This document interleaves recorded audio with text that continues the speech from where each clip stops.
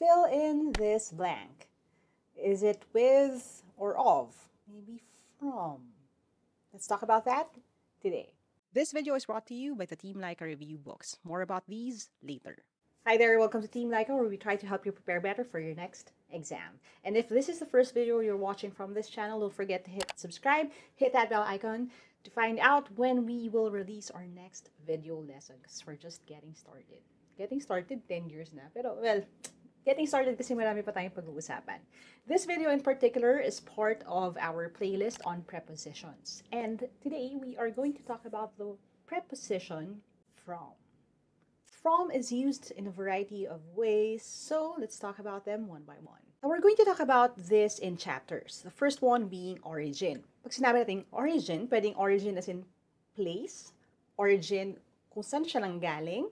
Ibig sabihin nun, if we have a sentence like this, Thea is blank the Philippines. If Thea is galing, or yun ang kanyang place of origin, dun siya pinanganak, dun siya talaga originally nang galing, then we would say Thea is from the Philippines. Now, under origin, we also have a starting point. Di ba? Pag sinabi natin that there is a point of origin, dun siya nagsimula, tapos kung saan na siya nakarating. So if we're talking about a starting point, as in a literal place, we could say something like this. We drove blank Manila to Baguio. We're talking about mula sa Manila hanggang sa Baguio. Then we could say we drove from Manila to Baguio. In these first two examples pa lang, you could think in your head that from means something like galing o mula. Kasi in Filipino, we would say, we drove mula Manila to Baguio. Ang pinatutungkulan doon is yung pinanggalingan, the place of origin, which is Manila. Origin can also be a person. We talk about this in terms of a gift. Ibig sabihin, literal na regalo, pinanggalingan ng isang bagay na binigay sa ibang tao. Or maybe a talent, something na minana o was passed on. If nanggaling siya sa isang person, then we would say from. For example, the gift is blank my friend, Maiden. So, yung gift daw ay galing sa kanyang kaibigan na si Maiden. So, we would say the gift is from my friend, Maiden. Now, just a quick shout out right here. Maiden is one of our channel members and sponsors. So, if you want to support this channel that way, you can also click on the button below if you're watching on YouTube to support this channel. So, Maiden and everyone else who are channel members and sponsors, thank you so much. I use their names as examples sa mga questions natin sa videos, just as a little thank you for what they do for us and for you. Origin can also be a point of perspective. Ibig sabihin, kung nasaan ang isang tao habang siya'y nakatingin sa isang bagay o habang meron siyang isang pananaw or opinion about something. For example, it looks like a mess blank here. Okay, ano ba yung here dyan? Yun ay yung lugar kung saan siya nakatayo habang nakatingin siya sa isang bagay. And that is perspective. Yung lugar kung saan nakatayo ang isang tao na nakatanaw sa isang bagay. So, ibig sabihin nun, you would say it looks like a mess from here. Standing from here. Dito ako nanggagaling, yun ang aking nakikita. This is my perspective. Another thing under origin would be material. Ibig sabihin nun, if a material is yung pinanggalingan ng isang bagay, we could use the preposition from. But this is where it gets tricky. Kasi when we say mayonnaise is made blank eggs, we could say mayonnaise is made from eggs, pero meron pang ibang preposition na ginagamit natin when we're talking about ingredients or raw materials, which is of. So, ano ba ang pinagkaiba ng made from sa made of? Himay natin yan. We say made from if we're talking about material that is used, tapos yung product or yung end result niya is different na from the original material. Yun bang halos hindi mo na makilala kung ano yung raw material or raw ingredient niya. May nagbago doon sa proseso na yon. We say made from.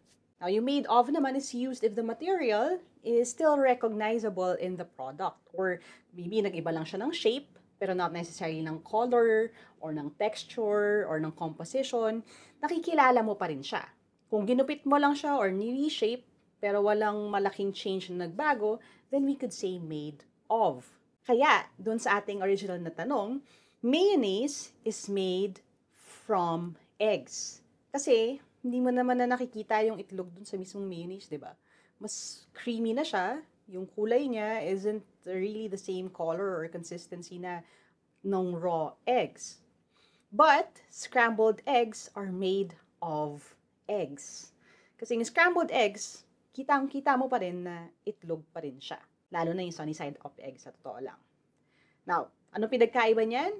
Mayonnaise also has extra na ingredients, kung ano na yung ginawa sa kanya. Pero yung scrambled eggs is just eggs and maybe a little bit of salt, a little bit of milk, pero egg na egg pa rin, kumbaga. So again, when it comes to language, merong tunog tama, pero hindi yung pinakaswak na sagot. And in our case, especially if you're taking a test, it's very important to know the difference. Okay? So balikan natin. When it comes to origin, we're talking about the place, a starting point, a person, or perspective, o kaya naman ay yung material, yung raw material ng isang product. But only if something changes and transforms it into the end result. Otherwise, it would be off. Now, doon na tayo sa next chapter. This is a great opportunity for me to introduce the Team Laika review books. And yes, books siya. Kasi we have the practice test booklets. Booklets kasi ang katumbas niya ay 4 na booklets or 4 na sets ng aptitude tests. Each set already has math, language, analytical reasoning, and general information questions. Of course, the answer key, answer sheets so you can practice shading, at more than that, an exclusive QR code that you can scan para makita ninyo kung paano ko sinosolve ang mga problems na ito. It includes discussions on some super secret techniques that I use para siguraduhin makatipid ng oras sa exam at syempre, makapasa. You also have the workbook number 1, hindi siya multiple choice questions pero it's designed to practice your skills para naman ready ka sa fundamentals mo. Skills, techniques, and it's best to use them together. If you're interested, go ahead and message us sa m.me/teamlaika to figure out how we can get these to you. Sa mga bumili na at bibili pa, maraming salamat sa inyo. Thank you for helping me help more people by buying these kasi these help us fund what we do here sa channel na to. Kung hindi dahil sa inyo, it'll be harder for me to make all these free content. So, thank you sa inyong lahat. And now, back to the video. Next, we're going to talk about from as a beginning. Medyo hawig dun sa starting point kanina, sa origin, pero hiniwalay ko yung beginning kasi here we're going to talk about the beginning of time. If there's a range in time, sa isang proseso, sa isang trip, anything like that, you're talking about the beginning of that certain range, then we would use the word from. For example, the library is open blank 8 a.m. to 8 p.m. on weekdays. We're talking about mula sa isang oras hanggang sa isa pang oras. Then we're going to use from. The library is open from 8 a.m. to 8 p.m. on weekdays.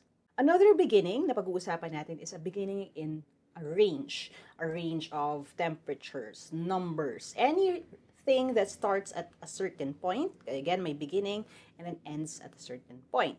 For example, everyone was there, blank the youngest grandchild to the family matriarch.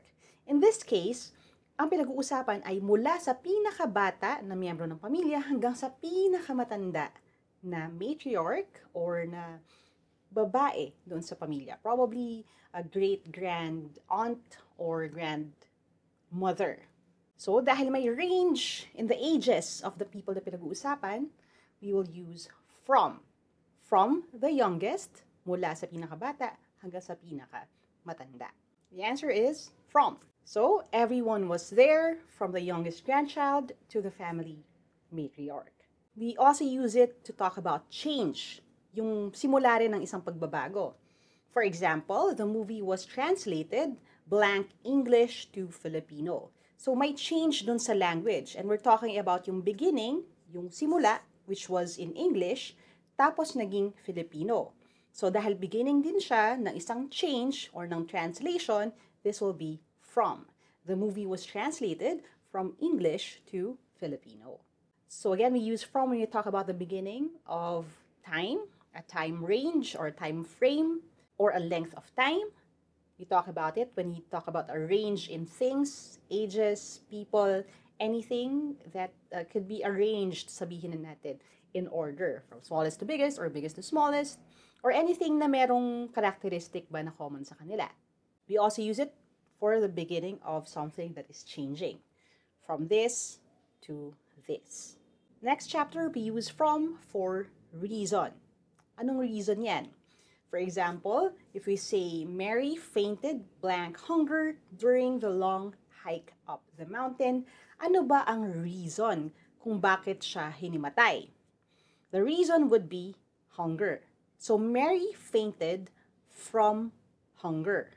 It's a shorter way of saying, Mary fainted because of hunger. So, kung hunger naman ang dahilan, at para mas maikli na lang, mas swabe, hindi ko na sasabihin yung because of, I could just say, Mary fainted from hunger. From, kasi yun ang reason. Another reason to use from is to talk about separation. Kung meron kang hinihiwalay sa isang bagay. For example, a person. If we're talking about someone taking something away from a person, like this, the guard took the camera blank Jason. So the camera na hawak ni Jason ay kinuha sa kanya. So we're talking about a person who was holding the camera in the first place, si Jason. Then that person would be preceded by a from. The guard took the camera from Jason. Next, a separation when it comes to distance. For example, the dog was found 10 kilometers blank the farm. So, merong farm, tapos may separation in distance doon sa kung nasaan na yung aso ngayon. So, yung 10 kilometers na yan, na distance na yan, at ang reference point natin is the farm, yan ang sign na gagamitin natin yung from. The dog was found 10 kilometers from separation in distance, the farm. So, again, two ways under separation. Separation ng person or ng thing from a person, and separation when it comes to distance. Everything from how far are we from the mall, we are 10 meters away from the door. These are from sentences kasi we're talking about separation and distance. Next, differentiation. Ano ba ibig sabihin ng differentiation? Well, we all know yung ibig sabihin ng word na different. So for differentiating something, ibig sabihin we are marking yung pinagkaiba ng mga bagay-bagay na yan. For example, that's what makes Dominic different blank his father. We're talking about ano ang pinagkaiba ni Dominic sa kanyang tatay. And dahil meron ng paghihiwalay, no, at paghahambing sa kanilang dalawa, you're differentiating those two things, we use the word from. That's what makes Dominic different from his father. That's what makes cats different from dogs. If you see the word different, medyo clue na yan. Hindi absolute rule na ang different ay laging nasusundan ng from, pero madalas. Next is protection. If we are protecting something from something else, we use the word from. For example, the extended shade will protect rainous plants blank the sun. If you're protecting something from something else, we use from. The extended shade will protect rainous plants from the sun, from the heat, from the cold, from the loneliness. Kung gusto mong protektahan ng isang bagay, you protect it from something. Kung ano man yung bagay na yan that could cause it harm. So to sum it all up, I want you to think of something like this. It's an arrow. And the preposition from is actually yung point na pinanggalingan ng arrow. Yung origin, yung reason, yung kanyang beginning, as you talk about kung ano man yung ibang bagay na relative dito. So, again, origin, beginning, reason, separation, differentiation, and protection. And of course, the more you see it out in the wild, reading, watching movies, listening to other people speak, the more you'll be attuned to how to use from properly. But the best way for us to test your knowledge is through a quick quiz. So if you're ready with your pen and paper, your timer starts now.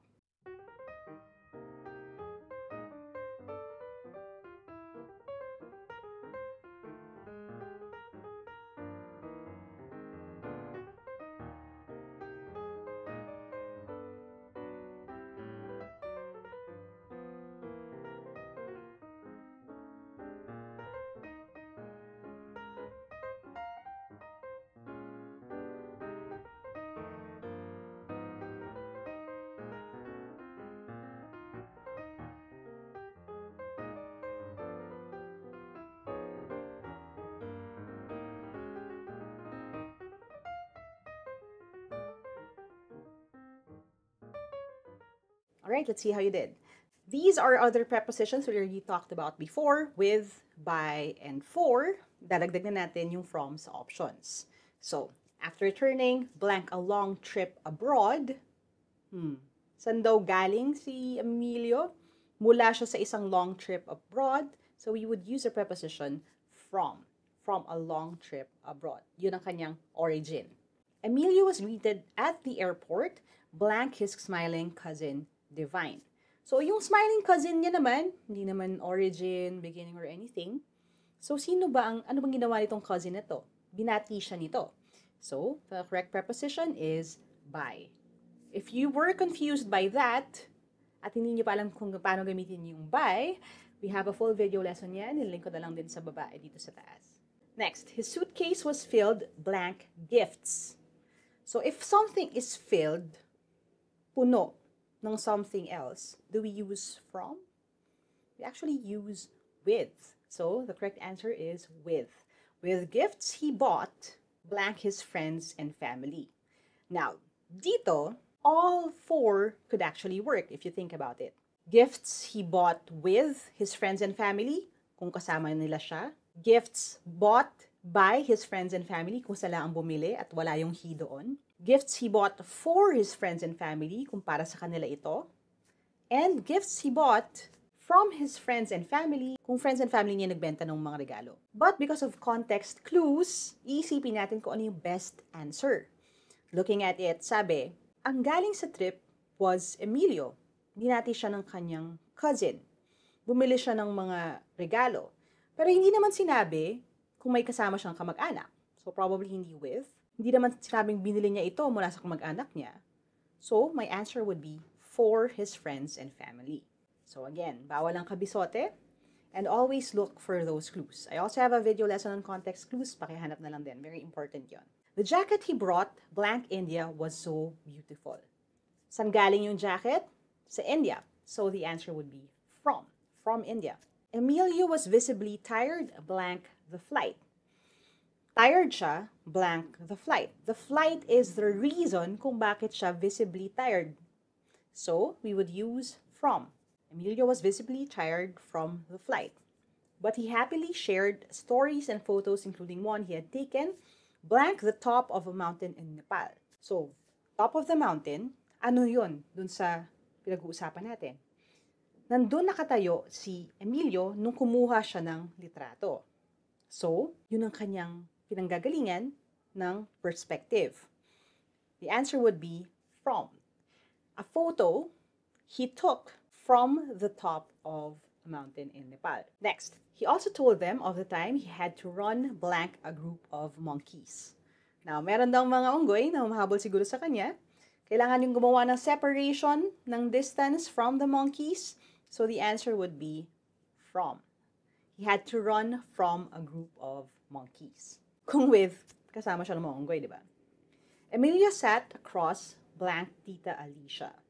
So, across means, nandyan ka, nandito ako sa kabilang side.